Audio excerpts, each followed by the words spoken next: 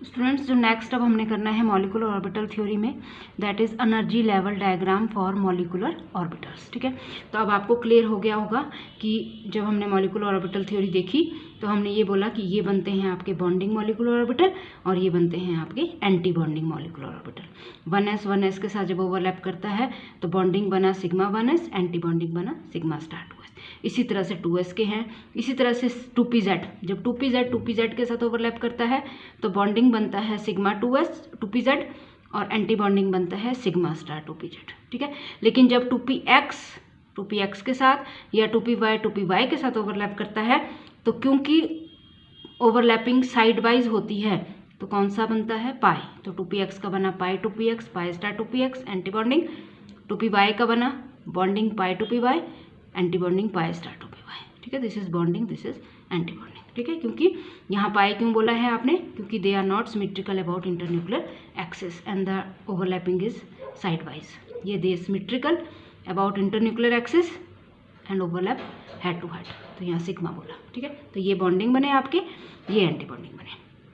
अब है जब हमने एनर्जी लेवल डायग्राम बनाना है तो दैट मीन्स हम इनको एनर्जीज की रिलेटिव एनर्जी में अरेंज करेंगे कि किसकी एनर्जी कम होगी किसकी एनर्जी ज़्यादा होगी। तो girls always remember the relative energy of molecular orbital depend करती है the energies of atomic orbital combining to form molecular orbital. सबसे पहली एनर्जी ऑफ एटॉमिक ऑर्बिटल्स पे डिपेंड करेगी कि जैसे 1s की एनर्जी कम होती है 2s की ज़्यादा होती है, तो वही यहाँ पे भी है, सिग्मा 1s की कम होगी सिग्मा 2s की ज़्यादा होगी। तो सबसे पहला है कि relative energy of molecular orbital depends upon the energies of atomic orbital combining to form molecular orbital, और दूसरे वो डिपेंड करता है एक्सटेंट ऑफ ओवरलैपिंग पर कि कितनी ओवरलैपिंग हो रही है between atomic orbitals. And always remember जितनी ज़्यादा ओवरलैपिंग, हमेशा पता है आपको जितनी ज़्यादा ओवरलैपिंग होती है उतनी ज़्यादा स्टेबिलिटी होती है। तो ग्रेटर द ओवरलैपिंग, जितनी ज़्यादा ओवरलैपिंग होगी बॉन्डिंग मॉलिक्यूलर ऑर्बिटल की एनर्जी डिक्रीज कर जाएगी उतनी ही, और एंटी बॉन्डिंग मॉलिक्यूलर ऑर्बिटल की एनर्जी इंक्रीज कर जाएगी। वो हम कल भी डिस्कस कर चुके हैं कि बॉन्डिंग ऑर्बिटल्स जो आपके होते हैं बॉन्डिंग मॉलिक्यूलर ऑर्बिटल, क्योंकि वो अट्रैक्शन से बनते हैं, in between the nuclei maximum attraction होती है तो उनकी एनर्जी डिक्रीज करती है, और एंटी बॉन्डिंग मॉलिक्यूलर ऑर्बिटल क्योंकि सब्ट्रैक्शन से बनते हैं, रिपल्शन होती है, in between the nuclei node बनती है, तो वो उनकी एनर्जी क्या कर जाती है इंक्रीज। तो ध्यान रखना है जितनी ज़्यादा ओवरलैपिंग होगी बॉन्डिंग ऑर्बिटल्स की एनर्जी उतनी ही डिक्रीज कर जाएगी और एंटी बॉन्डिंग मॉलिक्यूलर ऑर्बिटल्स की एनर्जी उतनी ही इंक्रीज कर जाएगी। दूसरा, सिग्मा ऑर्बिटल्स में एक्सटेंट ऑफ ओवरलैपिंग हमेशा ज़्यादा होता है पाई ऑर्बिटल्स से। ऑलवेज रिमेंबर सिग्मा ऑर्बिटल्स में एक्सटेंट ऑफ ओवरलैपिंग ज़्यादा होता है पाई ऑर्बिटल से। इसका मतलब क्या हो गया कि सिग्मा की एनर्जी कम होगी पाई की एनर्जी ज़्यादा होगी। तो मतलब सिग्मा 2pz की कम होगी देन पाई 2px और पाई 2py। वो रीज़न आपको पता ही है क्योंकि एक तो ये सिमेट्रिकल होते हैं अबाउट इंटरन्यूक्लियर एक्सिस और ओवरलैपिंग मैक्सिमम आती है क्योंकि collision is head to head. ठीक है, तो अब आप देखो अगर रिलेटिव एनर्जी कैसे बनी आपके पास, ये बनी relative energy of molecular orbitals. ठीक है स्टूडेंट्स, तो आपने अरेंज कर दिया इसको इस तरह से, एनर्जी इंक्रीज कर रही है, सिग्मा 1s की कम और सिग्मा स्टार 2pz की सबसे ज़्यादा। ये है relative energy of molecular orbitals. ठीक है, तो ये आपको एज सच याद करना है, राइट। और अब हम बनाएंगे एनर्जी लेवल डायग्राम। स्टूडेंट्स आपने +2 में सबने पढ़ा है ये, there is no difficulty in that. ये देखो बिल्कुल सिंपल सा है। सबसे चीज़ आपने याद रखनी है कि जब भी हमने एनर्जी लेवल डायग्राम बनाना है तो ये जो 1s है सिग्मा 1s और सिग्मा स्टार 1s, हम इसको इनर शेल मानेंगे k, 1 स्टैंड्स फॉर k।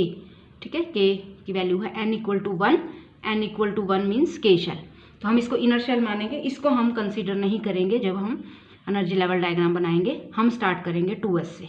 ठीक है, तो स्टूडेंट्स इस साइड को एक एटम, इस साइड को दूसरा एटम, ठीक है, और बीच में मॉलिक्यूल।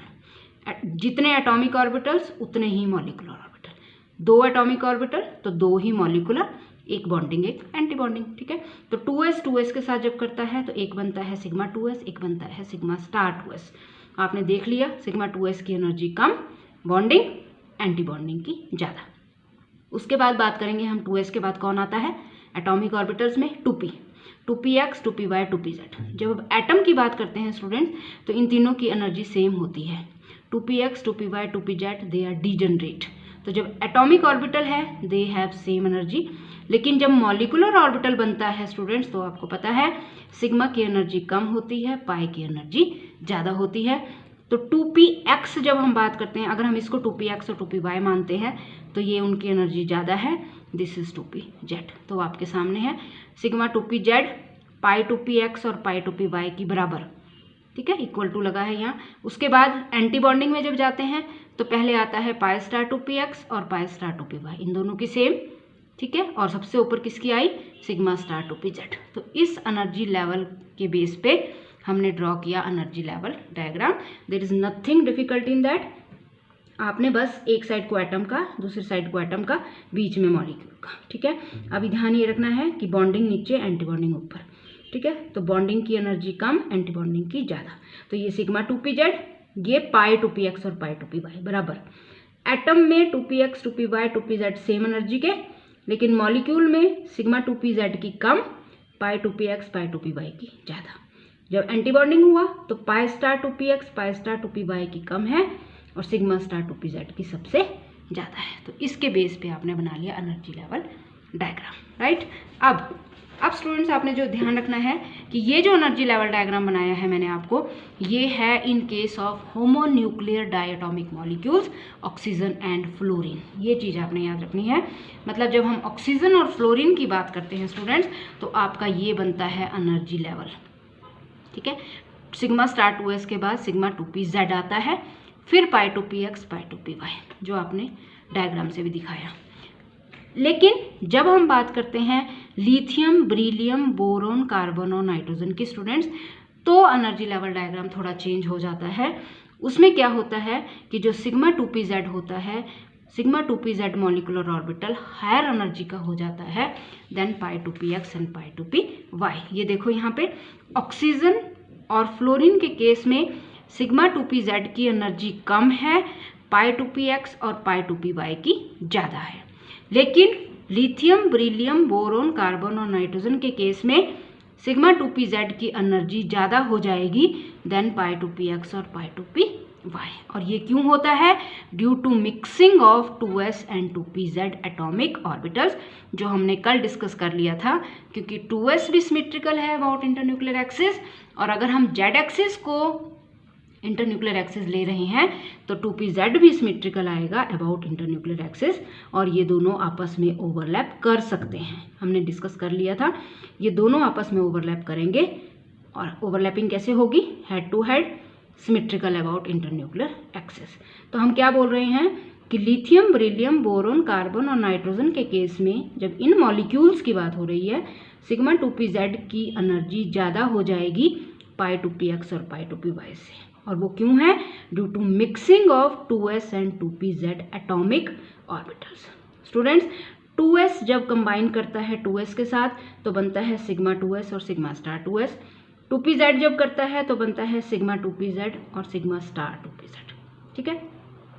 और अब इनकी मिक्सिंग होने से क्या होगा? इनकी मिक्सिंग होने से, मिक्सिंग क्यों होगी? सबसे पहली चीज़ तो मिक्सिंग क्यों होगी? मिक्सिंग इसलिए होगी क्योंकि 2s और 2pz की एनर्जी में बहुत ज़्यादा डिफरेंस नहीं है। Energy difference is small. आप ये बोल सकते हो कि ऑलमोस्ट सेम एनर्जी है दोनों की, तो ये दोनों क्या करेंगे? आपस में ओवरलैप। और जब ओवरलैप करेंगे तो ये आपस में मिक्स करेंगे, ठीक है स्टूडेंट्स। तो हम क्या बोल रहे हैं? 2s और 2pz ओवरलैप क्यों करेंगे? क्योंकि उनमें एनर्जी डिफरेंस इज स्मॉल। वो मिक्स क्यों करेंगे? क्योंकि उनमें एनर्जी डिफरेंस इज स्मॉल। तो they can overlap and there is possibility of combination. और वो कम्बिनेशन कैसे होगा कि sigma 2s sigma star 2s, आपको क्या लग रहा है यहाँ पे? Pure S character. Sigma 2pz sigma star 2pz क्या लग रहा है देखने से? Pure P character. लेकिन क्योंकि 2s और 2pz में एनर्जी डिफरेंस कम है, ये आपस में कंबाइन कर सकते हैं, तो अब इनका प्योर एस करैक्टर या प्योर पी करैक्टर नहीं रहेगा, बल्कि मिक्सिंग से इनका बन जाएगा sp करैक्टर। बस ये है इसमें एक चीज़ कि मिक्सिंग से क्या बन गया? sp character. और उस sp करैक्टर की वजह से एनर्जी ऑफ ऑल 4 ऑर्बिटल्स क्या कर जाएगी? चेंज। अभी तक आपने क्या बोला था, इसकी एनर्जी कम, इसकी ज़्यादा, फिर इसकी और इसकी सबसे ज़्यादा, लेकिन वो था तब जब एनर्जी डिफरेंस ज़्यादा नहीं था। ठीक है, एनर्जी डिफरेंस जब ज़्यादा था, जैसे ऑक्सीजन और फ्लोरीन में, वहाँ पे ये इंटरैक्ट नहीं कर सकते। ठीक है, लेकिन लिथियम, बेरिलियम, बोरॉन, कार्बन और नाइट्रोजन के केस में दे विल ओवरलैप। वो हम देखेंगे अभी कि कैसे है एनर्जी डिफरेंस, कम या ज़्यादा। They will overlap, they will interact, उसकी वजह से इनका आ जाएगा sp करैक्टर, और sp करैक्टर की वजह से, sp मिक्सिंग की वजह से चारों ऑर्बिटल्स की एनर्जी क्या हो जाएगी, चेंज। और वो आप देखोगे कि कैसे चेंज होगी चारों ऑर्बिटल्स की एनर्जी, इस तरह से स्टूडेंट्स। ये है आपका ऑक्सीजन और फ्लोरीन के केस में, जिसमें आपने simple sigma 2s, sigma star 2s, sigma 2pz, पाई 2px, पाई 2py, pi star 2px, pi star 2py के सेम है, फिर सिग्मा स्टार 2pz।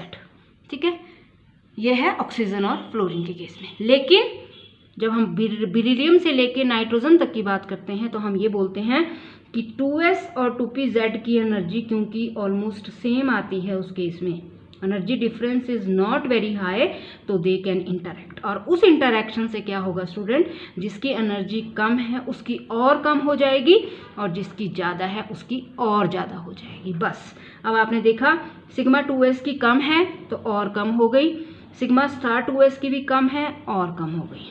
ठीक है, सिग्मा 2pz की ज़्यादा है और ज़्यादा हो गई, सिग्मा स्टार 2pz की भी ज़्यादा है और ज़्यादा हो गई। हमने बात करनी है सिर्फ 4 ऑर्बिटल्स की, sigma 2s, sigma star 2s, sigma 2pz और सिग्मा स्टार 2pz, क्योंकि हम बात कर रहे हैं कि 2s इंटरैक्ट कर रहा है 2pz के साथ। जो जब 2s 2pz के साथ इंटरैक्ट कर रहा है तो हम सिर्फ 4 ऑर्बिटल्स की बात करेंगे, बॉन्डिंग 2s के, एंटी बॉन्डिंग 2s के, बॉन्डिंग 2pz के, एंटी बॉन्डिंग 2pz के।